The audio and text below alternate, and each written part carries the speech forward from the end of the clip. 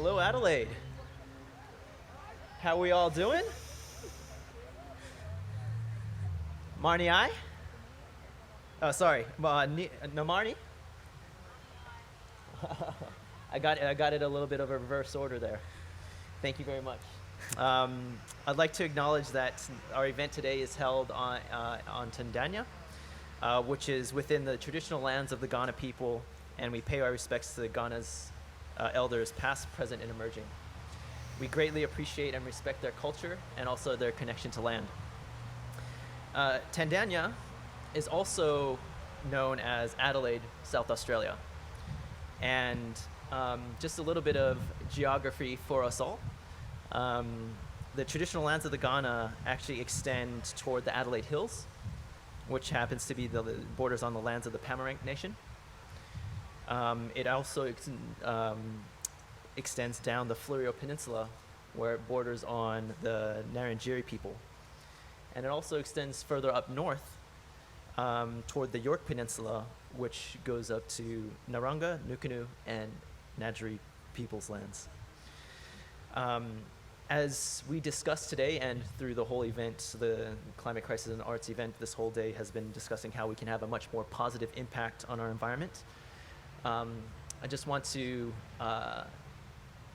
pay respects to all Indigenous communities from across South Australia that have been on this land for centuries and millennia. And also around the world, because our Indigenous communities continue and have long been stewards of this land. And once again, hello everyone. My name is Ken Long. I actually have the fantastic pleasure of moderating this session, which is called Carbon Neutrality in Practice. So I very much look forward to spending the next hour with you all here today, and also with our esteemed panel, who I'll be introducing very shortly. Just to start off, I also acknowledge that there's a lot of seats that are open further up. So if you want to feel like we're really communicating to each other, if you're in the back, feel free to come on down. No pressure, you know. It's less likely that we want to shout into the microphones, perhaps. That's just an option. Another housekeeping note that we have is please continue to be mindful of the COVID management plans of this particular event. The chairs are spaced out in a certain fashion, and masks while sitting are also highly recommended. Please make sure you continue to respect the wonderful staff and volunteers and COVID marshals of the Adelaide Festival, who are working extremely diligently to make sure that we have a very enjoyable session and experience, but also a safe experience as well. The Adelaide Festival has also been very diligent to make sure that all of us here today, all of the attendees, we can actually walk away from this fantastic day knowing how to really get involved in climate action. So if you happen to notice, there is a bunch of climate action QR codes all around the event. If you actually scan that code on your smartphone, it'll take you to a web page that is filled with a plethora of resources, tools, and information to help you think about how can you actually have a positive impact on climate and on this land. So please take that into consideration as you're walking around, and also wanting to potentially even pass resources on to others that might not have been able to join us in person today. So our panel here today is really we're going to be having a yarn about how do we actually take solid steps and actions toward reducing our environmental footprint through potentially, mostly through our organizations and businesses, but also what are some ways that individuals can have a play in this as well. To introduce our panel, I'll actually be going from down to back over to me. Saving the best till last, Ken. Exactly. That's how I play it. We'll start off with Malcolm Leask, and Malcolm is the head winemaker of Hither and Yarn Winery. Malcolm was actually born into a wine growing and agricultural family, but for most of his life so far has trodden a different path. After a year in horticulture, beverages, and hospitality, Mal joined his brother Richard in founding Hither and Yarn down in McLaren Vale, and has been responsible for strategy, product, marketing, team, and environment. And I'm guessing your brother just said, I just wanted to do the wine tasting. Yeah, he just does the product, Yeah. right? Yeah. You have all the bullet points in just one specific one. Yeah, it's all fun. But outside of the fantastic wine that Hither and Yarn actually produce, one of their key principles to their vineyards is always about land first, soil nutrition, and also following nature. So that they really try to aspire to integrate a regenerative agriculture model with a focus on biodiversity, microbial and microflora, soil diversity, and also storing and building carbon in their land. So if you can please give a warm welcome to Malcolm. Thank you. And on to his left is Daniel Walsh, who is the CEO and founder of Reforest. Daniel's actually started Reforest in 2018 with the aim of enabling everyone to play a meaningful and rewarding part in restoring the planet. Very high achiever. But a lot of this came out of being a concerned citizen and father, and Daniel was actually tired of feeling frustrated by the slow pace of change and the lack of ways for people to really have a tangible impact and be able to see and visualize their impact as well. Offsetting was the only option available to deal with unavoidable carbon emissions, but he also realized for himself and many other people that was a little bit too vague. So he actually left a career in healthcare and has created Reforest, which is a way for every business and individual to take tangible personal action towards creating a faster shift toward a regenerative economy.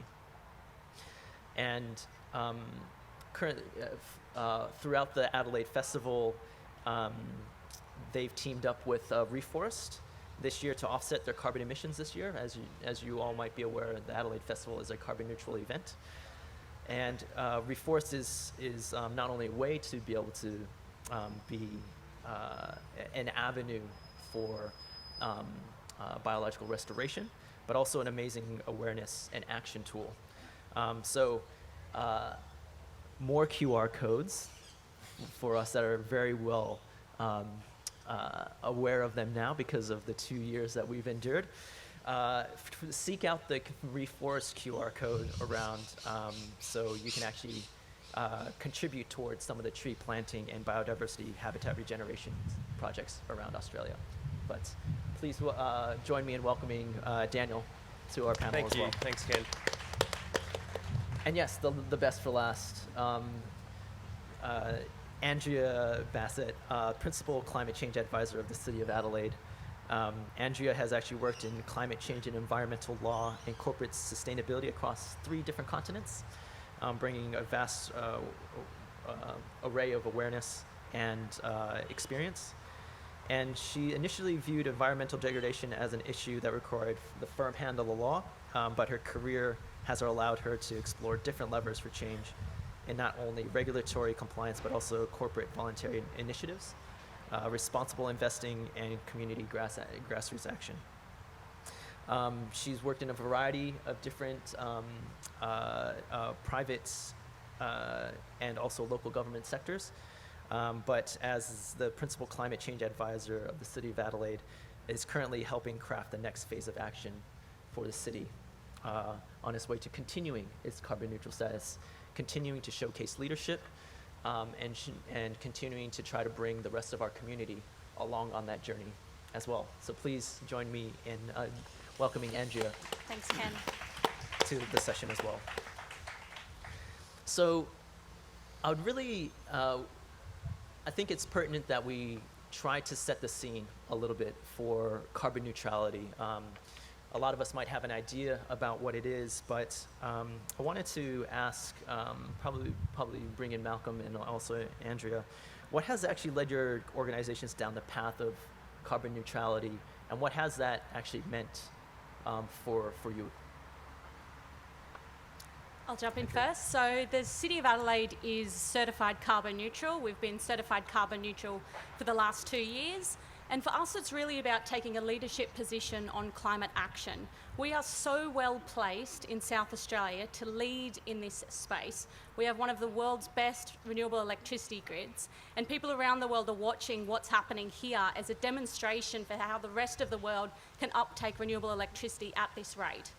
So for us at the City of Adelaide, going carbon neutral in our own operations was really about getting our own house in order before we then demand it of other people. We can't go out there preaching to people to act on climate change if we haven't done the hard yards ourselves. So we've gone ahead and done that, and yes, for the last 2 years, certified carbon neutral, which means we've calculated all of our own carbon emissions, we've reduced them down as much as we possibly can, and in the last year we reduced them 52% by transitioning to a 100% renewable electricity contract. And for the rest of those emissions, we offset them, finding projects that have a range of co-benefits. So ultimately, our impact on the climate as a body, the City of Adelaide, is neutralised. That's fantastic to hear about that kind of leadership position. Yes, that definitely is worthy of applause. And again, trying to bring others along, which we'll touch on a little bit later. But Malcolm, what has this kind of journey down the path of carbon neutrality meant for Hither and Yarn? It's been a really nice path, Ken. And if I go back to a little note about Daniel's journey as well, is it sort of largely started around generational thinking and change. And we've been on the land for 40 years in McLaren Vale, so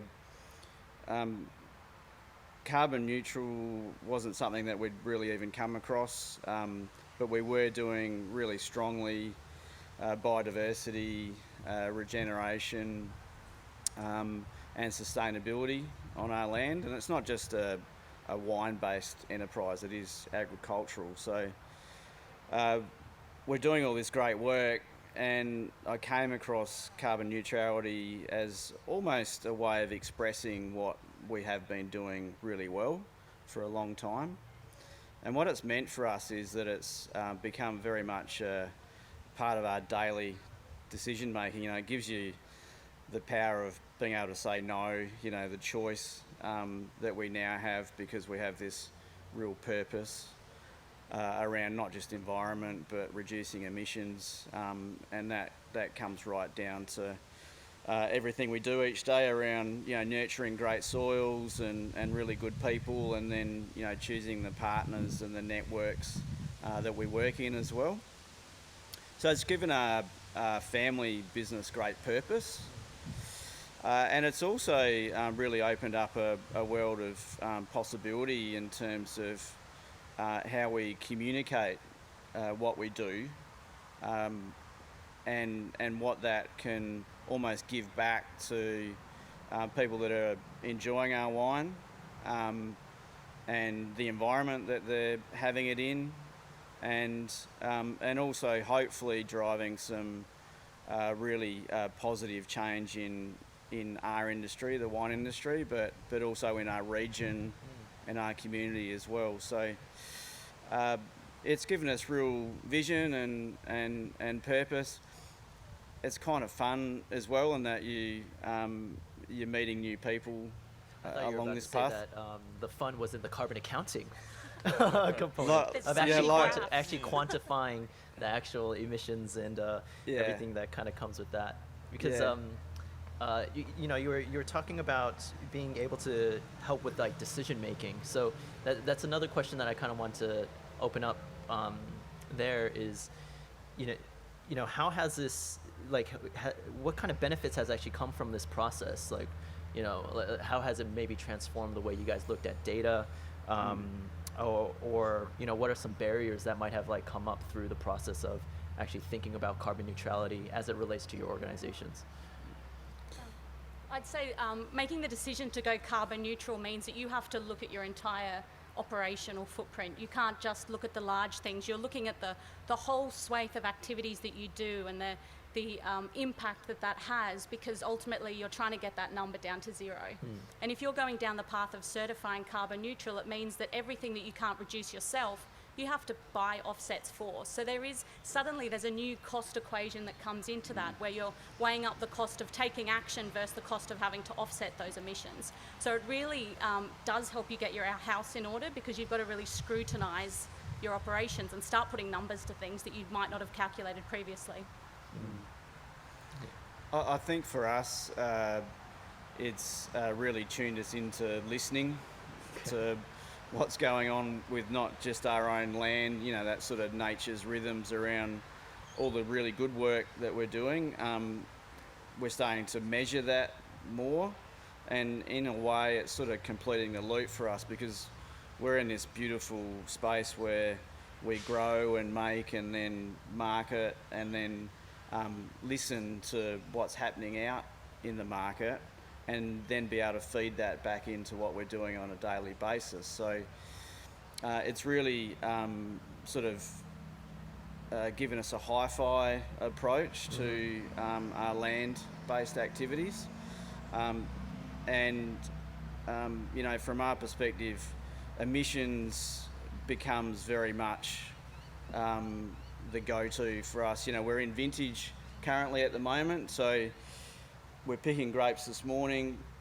How can we get that from the vineyard to the winery and then through and into a bottled product, and even start to think about, you know, what our channel strategy is. Yeah, the whole supply in chain the kind of most equation. efficient way. Yeah. And it drives innovation, and it drives a lot of energy from our team. And you know, that's what you want in an agricultural environment. You don't want it to be stagnant. Yeah. Because we're very tuned into our soils, but this gives us the way of tuning into the rest of the product cycle as well. And I think there's a great acknowledgement, so to speak, around sustainability in itself, right? It's like we're talking about, like, oh, these are some actions. This is what we can do. These are what will lead to a better environmental outcome.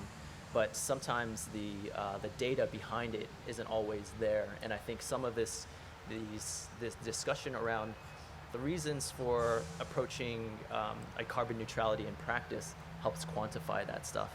But in going down this route, you always need help, right? It's like any kind of organization needs to know what sort of like data they need to gather. How do they go about this process? So I wanted to also be able to, so others can actually know about this. What sort of support do organizations need? And Daniel, of course, like for yourself with Reforest, you are supporting a lot of organizations with their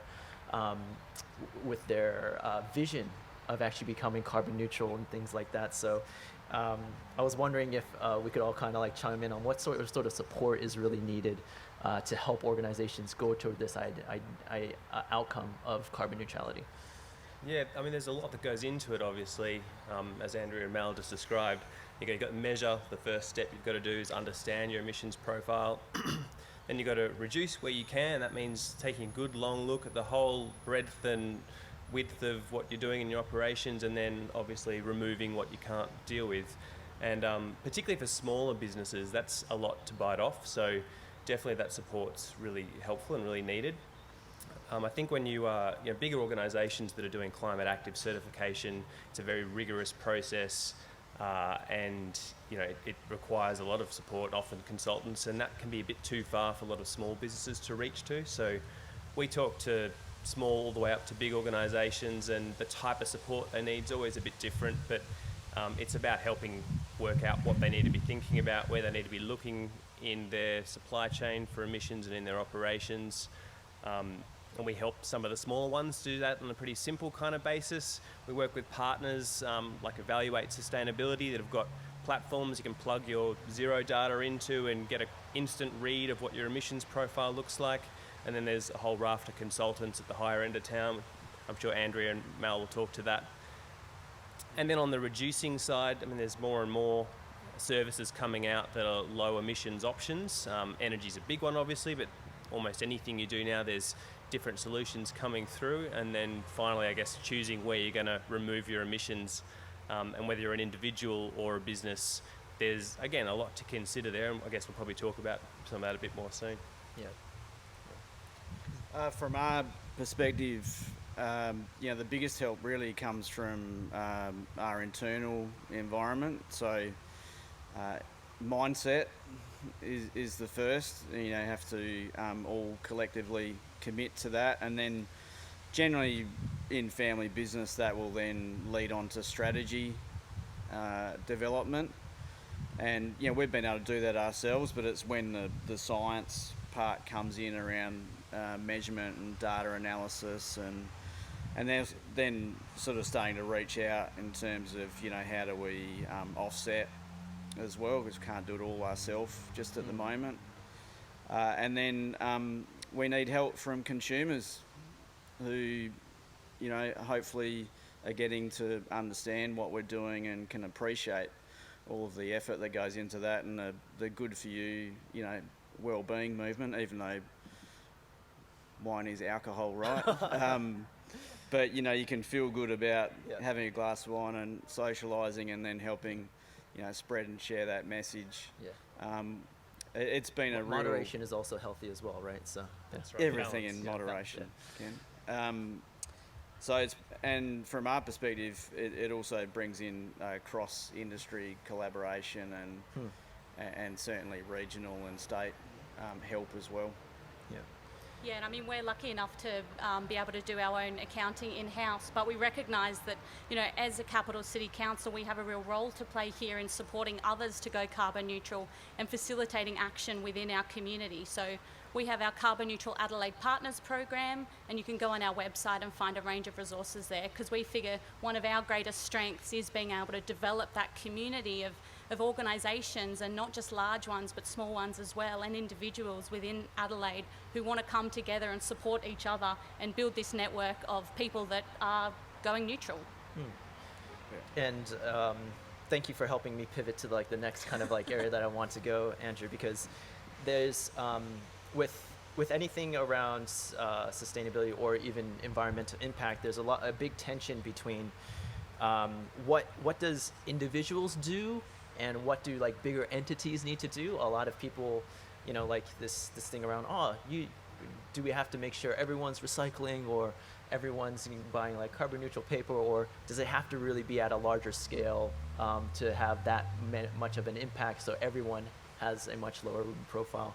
I kind of wanted to ask you all how you felt around how do we straddle between this individual and collective action, because we need a little bit of accountability, but then at the same time, if we don't kind of move forward together, then how are we actually making an impact to the future? I kind of think individual action drives collective action. So you need that to... You need those first few people in anything to trigger the cascade that gets everyone on board. Whether it's people or businesses, you need that first sample. And I think today it's probably only a few % of the population that could say that they do something to remove all the emissions that their daily life or their purchases generate. But those few people are like the early adopters. They're looking at solutions that are out there. They're putting feedback to help refine those solutions and make them better.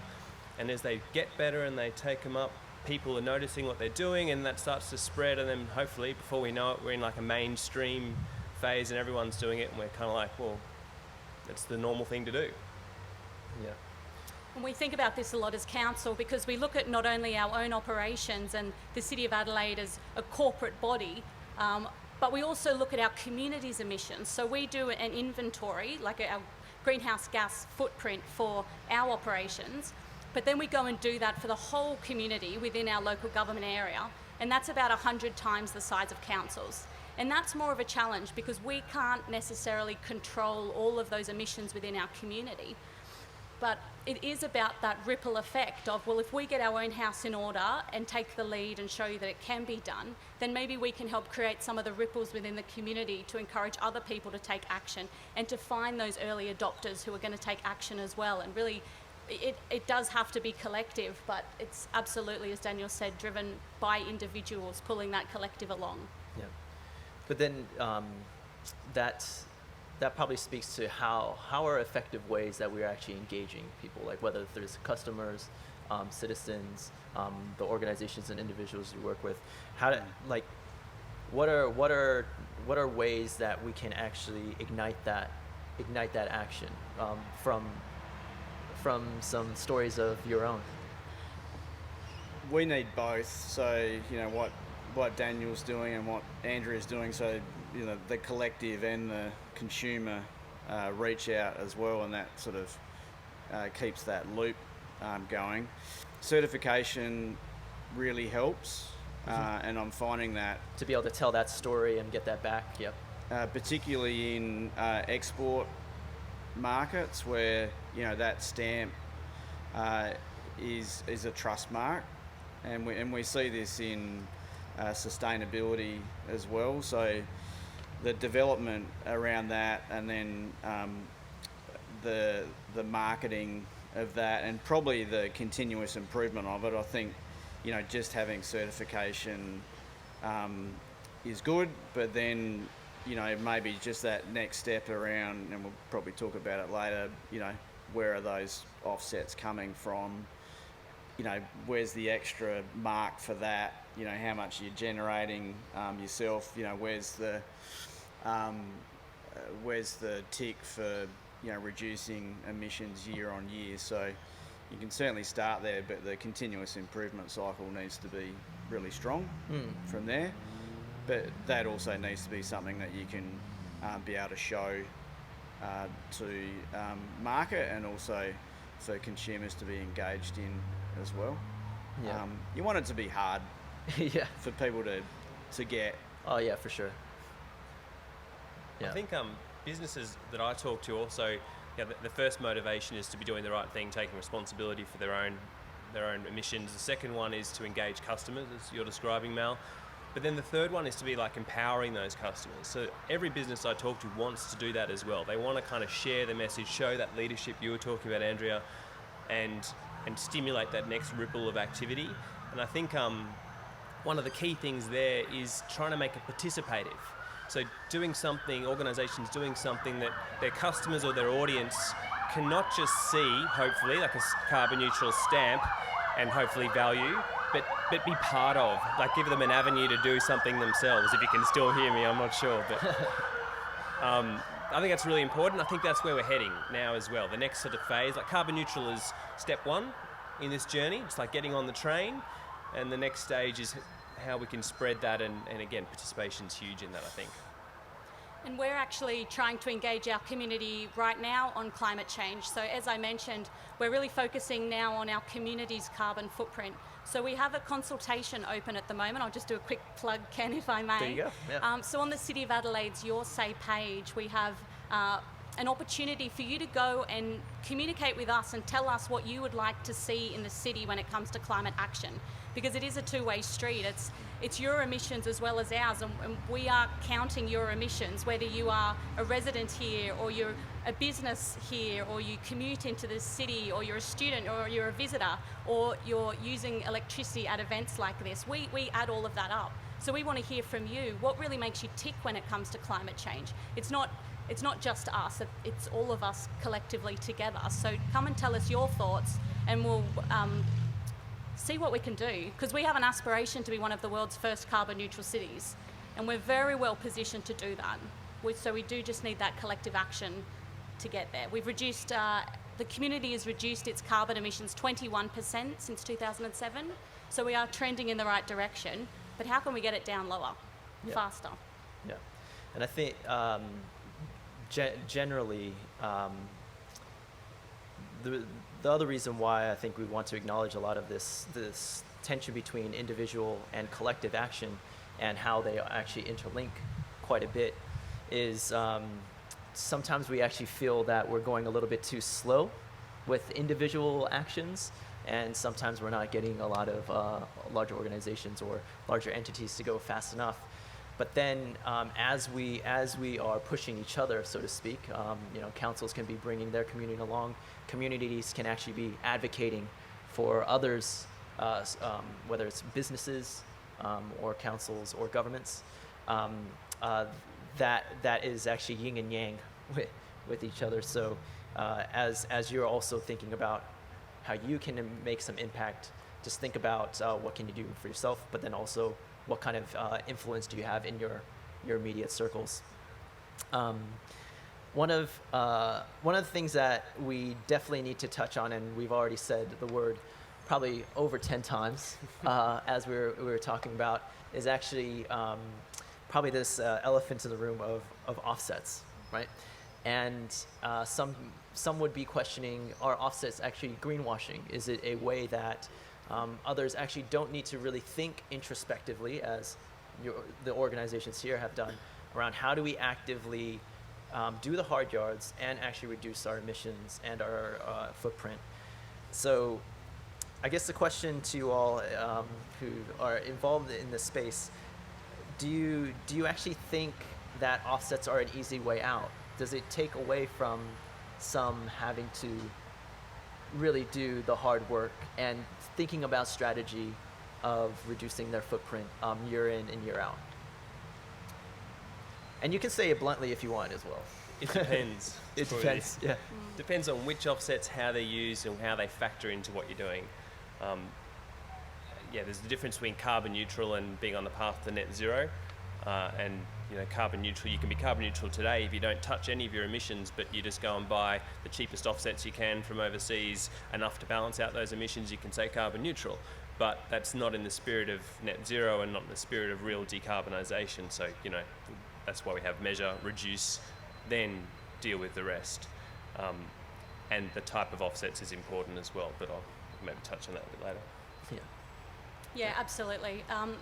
And it's hard not to sort of talk about the types of offsets in a discussion, because not all offsets are necessarily created equal. So there are some really rigorous certification schemes for offsets around the world, and the Australian scheme, the Australian Carbon Credit Unit, is one of the most highly respected carbon credit units in the world, because we have such a rigorous scheme. You can't just plant some trees and get ACCUs, as they're called. You've got to go through a really rigorous process to do that. And so those carbon credits attract a really premium price, which we've seen skyrocket up from about $16 a tonne early last year. They got up to about $55 by the end of the year, and now they've dropped back down under 30. So the markets, it's been a really wild ride to watch, and I could talk about it all day. But the key thing to note is that they're really high quality credit units, high quality credits. But it doesn't necessarily mean that international ones are bad offsets either. So there's a really rigorous international schemes for carbon credits. So I would say the real key thing with offsets is making sure that it is part of a scheme that has rigour around it. And I'm definitely jumping into the next question there, but I would just say that there's a lot of criticism about people just running off and buying whatever offsets, but I would just say, as organisations that pay for those offsets, you want to know what you're getting, because otherwise it's just money into the breeze. You want to make sure it's something really rigorous that you can stand behind, and that they're offsets that have co-benefits. And there are very few carbon offsets that don't have amazing co-benefits. And I'm jumping into Daniel's space here, of course, when you look at tree plantings and whatnot. But I think if you take a close look at the offsets people are actually buying, and don't just see the word offset and say, oh, greenwashing, but you actually go and look at those projects, you see some amazing things happening around the world. And I've sort of got a corporate background, and from a personal point of view, what I'm seeing is corporate money flowing into fantastic environmental projects. Yep. So I'm supportive of offsets from that point of view. Oh yeah, for sure. I think it's an opportunity for organisations and family business to make a start. We definitely have a goal to be net zero in the future. Well, a short-term goal to be, but we can, because we're generating and sequestering carbon in our soils, and we can do that. Now, others can't necessarily be able to generate their own credit, so at least it gets them into the space, and the more of us that are in the space and talking about it, hopefully the filter down and the long-term benefits will be there. But like most things, it's about balance. And I was saying to Andrea before that the way they are at the moment, particularly Australian credits, is that it's probably unsustainable for us to be able to continue doing that, even though we're 20% year-on-year reduction in our emissions since being certified with Climate Active.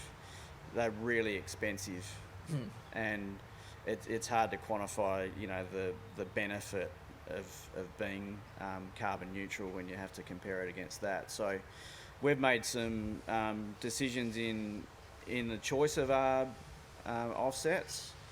So we do get overseas, but they're only ones that are aligned to the UN Sustainable Development Goals, and they're all around the red projects, which are the reforestation projects. Climate Active is bringing in the little tick mark that I was talking about before around businesses that buy 100% Australian offsets as well, and that's the sort of the path that we would like to be on as well. So I think they're good to start. Yeah, and I guess this becomes kind of like a conversation, and you guys also brought it up, is that there is potentially a quality gradient when you're actually looking at offsets, right? Could y'all explain that a little bit more, so everyone can kind of get a better appreciation of that? Because I think a lot of people, I would guess that a lot of us, when we think about carbon offsets or improving environmental impact, the quick thing would be around tree plantings or biodiversity regeneration. It's not the only pathway of carbon offsets, but that being said, some of the best stories are with ecological restoration, correct? Yeah, I mean, there's two broad categories of offsets. There's offsets generated by avoiding emissions. So let's say a factory makes some changes, and instead of an extra 1 tonne of emissions being generated, that they've changes stop that, so 1 tonne avoided, that can generate them a credit. And then there's offsets from removal, so actual projects that are sucking CO2 out of the atmosphere and putting it in the soil or in branches of a tree or wherever. That's the two kind of like big branches, I suppose. The core principles are additionality, so it's got to be something new that wouldn't have happened before. If you're just going to be doing it anyway, then if you've already planted some trees, you can't claim offsets for it because you've already done that. It's got to be permanent, so it's got to last as long as it needs to last to make sure that carbon doesn't go straight back up. And then it's going to be verifiable, which means you can measure it, you know exactly how much has been removed, it's being checked and audited and all that kind of thing. And we've probably all seen media reports of projects that failed on one or more of those.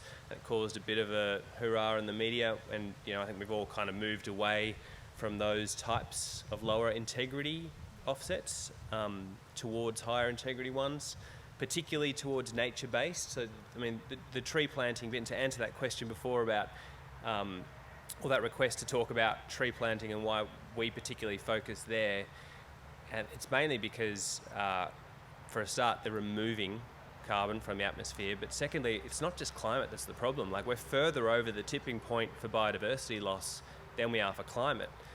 Climate's the big focus, of course, but biodiversity is a huge issue, and planting trees, as long as they're the right ones in the right places, like restoring habitats, restoring ecosystems, that builds resilience in the system against future climate changes, and it restores those, it supports that biodiversity. So it's like a double win, and that's sort of where we focus for that reason. And do you reckon this actually opens up other sort of markets, so to speak, for ecological restoration that might not have been there before? For instance, Malcolm, you're hinting at being able to do that on your own land. I also acknowledge that there's further investigation on quantifying soil capturing carbon, which is incredible, and also blue carbon and teal carbon in our waterways. So do we feel that this, even though this might be a way to have like penance, so to speak, that some people would refer it to that, but acknowledging what your footprint is and also paying for offset, that actually opens up other markets for business and opportunities? Absolutely, because I would say who should be paying for something like blue carbon? So blue carbon is really the carbon that's stored in our wetlands. So blue kind of refers to the water side of it. So that's sort of mangroves and seagrass. And their carbon storage potential is huge. It can be up to 10 times what you can do on land with vegetation. So who should be paying for that? I mean, you could say the federal government should be paying for that, but with a comprehensive offsetting strategy, maybe the polluters should be paying for that. It is almost a bit of a de facto way of pricing carbon if you have big corporates putting money into those projects to account for the carbon pollution they're putting into the atmosphere. Yeah. And I'm a big fan of the movement towards soil-based carbon accounting. I think it's been really difficult for us to be able to access that. I love Daniel's vision around project work and almost sort of legacy around planning, and they're the things that really engage people strongly as well. Renewables is interesting. I think in a way they're the lazy ones, because in our environment we should be doing those ourselves to reduce our emissions. So they're certainly the ones that I wouldn't be proud to sort of stand here today and talk about, but they're certainly out there. The best credits are the ones that you don't have to buy. Yep. Which is yourself and your organisation reducing your own emissions. Absolutely. And the ones that for us will be the biggest value add in the future is certainly the work that we do around regenerative agriculture and building great soil health and how that flows through to a really nice product as well. Yeah, and I think that's the other kind of acknowledgement around the opportunities that also open up when we think about measuring and offsetting as well. It's potential compounding opportunities for other sort of businesses. Whereas even for renewables, there's an acknowledgement that renewables can help improve grasslands, right? And then you can actually have grazing through there. So if you also think of offsets as a funding mechanism to be able to allow for this ecological restoration, then we might be able to actually have a financial loop that is actually able to make sure we perpetuate positive ecological impact year on, generation after generation as well. I'd like to acknowledge that we do have opportunities for questions. So those questions, if you would like to ask the panel a question, we do have a microphone right in the center where you could stand in line and ask those questions. So if you would like to do so, please rock up. But just to kind of put a bow on our conversation here, what are some insights that you'd like to share with the audience about potentially going beyond carbon neutrality? Is there things, Malcolm, you're referencing regenerative, how do we get into this mindset around we're not just trying to reduce the impact that we have or the bad that we're doing, but on the other hand actively making positive impacts? What are some stories or insights that you guys might be able to share for us to go away with? I keep jumping in first, so do you guys want to go? Well, I'll just say, for us, I guess it's looking at our bigger influence. So Malcolm and Daniel will be able to talk more to the regeneration side, but from us as an organisation, the City of Adelaide, as I was saying at the start, it's about we've done it ourselves, but how can we encourage others to do it? How can we create those ripples out into the community? And there's a really great term that I heard a couple of years ago called your carbon shadow, which is where you've got your own carbon footprint, I suppose, which is looking at, how much you drive, your electricity use, your gas use, all of these really tangible, concrete things. That's your footprint. But then your carbon shadow can be so much bigger than that. And your shadow is how much you talk about climate change to the people around you, at the dinner table, at the barbecue, in your workplace. As we were hearing in one of the earlier sessions about divestment, where are you putting your money when it comes to your super funds and your banks? Where are you voting? How much wider can your influence be than just looking at your own footprint? So that's what I like to think about. You get your own house in order, but then what's the shadow that you're casting in this space? Or COVID shout, right? It's like we were just trying to make that viral, right? Around the COVID. Yes. I'm just kidding. Sorry, bad joke. Yeah. The spread, rather than shadow. Don't stop the spread. Yeah. I think, carbon neutral is, again, just the first step too, right? It's just, I love the analogy of the train. It's just getting on the train. Once we've done the hard work to get on, we stop thinking about that hard work it took to get there, and we start thinking about where we're going. And that's where we can kind of make a positive framing out of this. Instead of just limiting the damage by being carbon neutral or heading towards net zero, we can start thinking about, well, why don't we restore? And I think we can really turn this around into a positive, let's restore the planet with every transaction we make. Like, our approach to that is we want to see a business and its customer both working together to remove enough emissions, to plant enough trees to remove enough the emissions from that transaction. So we're removing twice as much as that transaction generated. And we can see companies starting to get into a race to become more regenerative. They're winning customers by saying, this is how much we restore and improve the planet. I think that's where we're heading. Once we get kind of on the train, that's the inevitable next step, and that's a pretty exciting future, I think. We start, I want to scan the TV in JB Hi-Fi and see, oh, cool, this is improving the planet by this much. I'll buy this one, not that one, kind of thing. Fantastic. Yeah, I love the loop side of this, and for us, it started with organics and then into biodynamics and then sustainability and then regenerative agriculture and then into carbon neutrality and then talking about net zero and then maybe even thinking about carbon positive in terms of small scale. So much so that those things will all sort of interact with each other in a really nice way, and we have that opportunity because we're on the land, but there's other ways that enterprise can bring that in as well, and government and local too. So probably when we stop talking about carbon neutrality, we know that we've moved in the right direction because we're probably more heading towards a net zero type environment. And there's nothing like introducing a whole bunch of new terminology that you all have to look into, correct? Got a question here? My question's for Malcolm about the wine industry and whether there's been a shift in that industry in particular, whether there's people that you work with across the industry that are talking about this now and are excited about this just like you are. Yeah, great question, thank you. It's been red hot, actually. The response, we were South Australia's first carbon neutral winery and only the third one in Australia. We're still the only one here, but since we were, everyone's been ringing up, asking about it, what it means first, and then what it's meant for us. Give us the blueprint, Malcolm. That's right. Give us the blueprint. A lot of lunches, Ken. If you buy me lunch, I'll tell you anything. Because you're not going to say, give me a bottle of wine, right? That's right. I think, and the reason for that is because we, as an industry, we respect that this is a healthy path.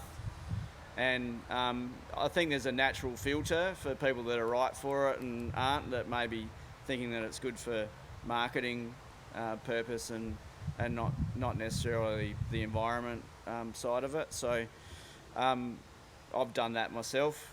I've sort of selected a few, and they're certainly strongly on the path. And like I was saying before, when we particularly go to the export market side now, it's something that's really strong in markets like the Nordics, for example, that have been doing this for a long time, but they're really excited about Australia's new wave approach to sustainability and now carbon neutrality. So, yeah, and I think that's also potentially an acknowledgement of a great, again, the compounding opportunities that actually come through not only doing this in a very rigorous way, but also communicating the effort that actually goes into the product. And of course, with our state with anything, whether it's businesses or products, that story that accompanies that, and it creates a really good narrative. We had another question here. Yeah, g'day. Thinking about the council's community consultation and carbon neutrality, and potentially opportunities to make changes to the city that make it a nicer place to be in and travel to and within and through. Do you see value in shifting towards a reduction in reliance on cars and private ownership to a system that has really strong public and active transport infrastructure, and designing a city that's for people? Yes, electrifying everything is really one way to achieve that, but is an opportunity to also make some changes that improve the city and surrounding areas at the same time. Thank you. Absolutely. So combating climate change is never just going to be one approach to it. It's such a complex, big problem. We have to come at it from all angles. So certainly one of the big opportunities is in the electrification. So that is turning all of your energy sources as much as you can to the electricity grid, where in South Australia that grid will be 100% renewable before 2030. So if you can move as much as your energy, including vehicles, including gas use, if you can turn all that to electricity and then it's a green grid, then that's definitely a big opportunity that we're looking at. But other areas, absolutely, the transport space. Transport makes up about 35% of the community's carbon emissions in Adelaide. So we got to look at it from a few angles. So one of them is, how do we increase electric vehicle uptake, because it's happening. There's no way electric vehicles aren't going to be the norm within at least a decade or so, because you've even got the major car manufacturers will stop producing anything but electric vehicles. So it'll get to a point where you won't be able to buy things that aren't electric vehicles. So we want to look at how we can increase uptake. So we've put in 40 charging stations around the city, and this is going to continue. We're going to keep growing that. But then definitely, how do we increase our uptake of active transport is one area we're looking at, which is not necessarily just bikes, but it's also how do we increase walking, how do we increase e-mobility, so scooters and the like.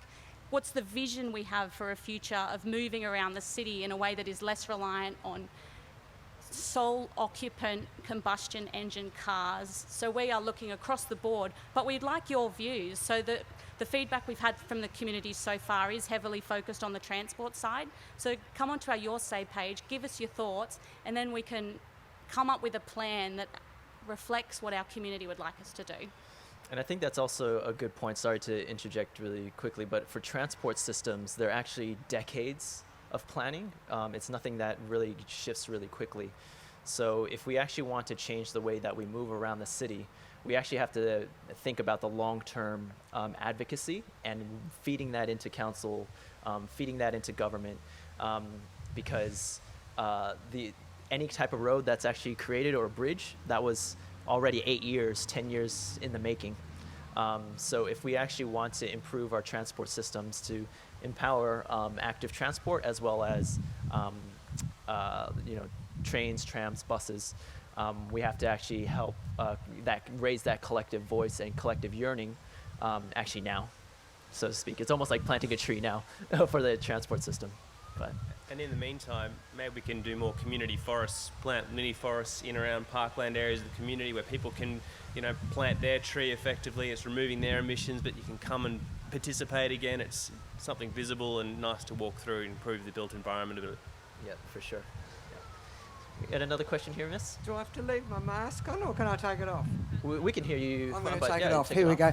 Yeah, this question's for Andrea. Thanks for coming along, and thanks for representing the Adelaide City Council. I don't actually live there. I live in Mitcham, and I wouldn't mind you influencing our council a little bit. Not that I have much of an idea of what the Mitcham Council does in that sphere at all, and that's really my question. I'm an individual punter, I have my own house, and I'm confused. I'm just totally confused. If I get an electric car, Can I plug it into a normal switch? You know, how if I get I have panels. If I get a battery, how big does it need to be for what I need now? Or if I get a car, I'm just in a state of confusion, and it would be really lovely to have some document from your council or a forum or something to inform people like me who are keen to do the right thing what to do and how to go about it. Great, thank you for that feedback. And that's feedback we're interested in. Is it that our community would like more information from us? You know, is that one of the roles that we need to play as council, sifting through there's just so much information out there on this. Do we need to sort of help steer the way through that? I will say that there's a lot of rebates available through local government, but then also through the state government.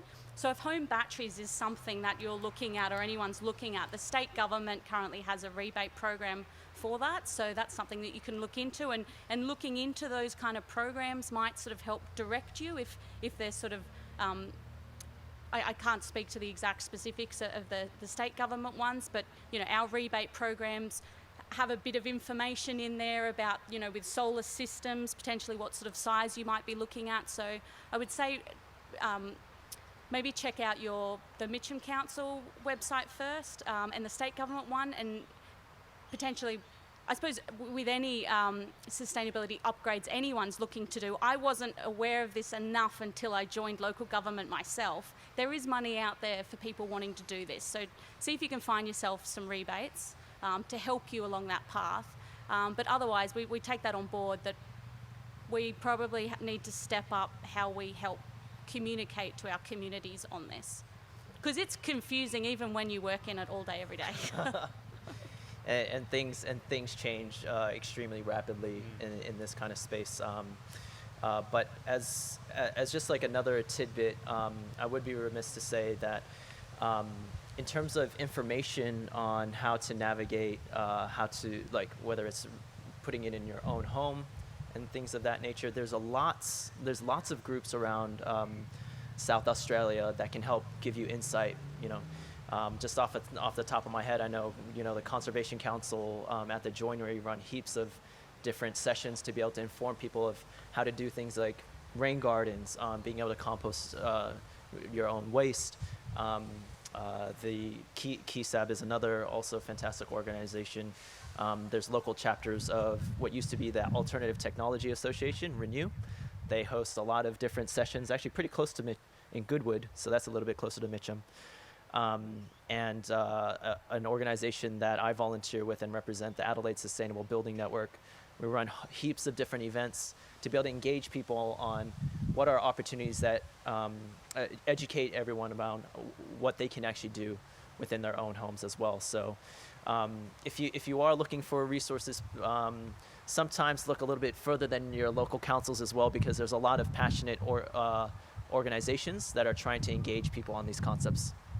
I think we have time for one more question right there, sir. No worries. Well, look, it's been fantastic hearing from you guys, so thanks for your time. What this has sort of raised for me is, you know, it's been great hearing about your own sort of journeys and through your businesses, but the inherent risk in transitioning to net zero or net neutrality in your business is always there as a small to medium-sized business or enterprise.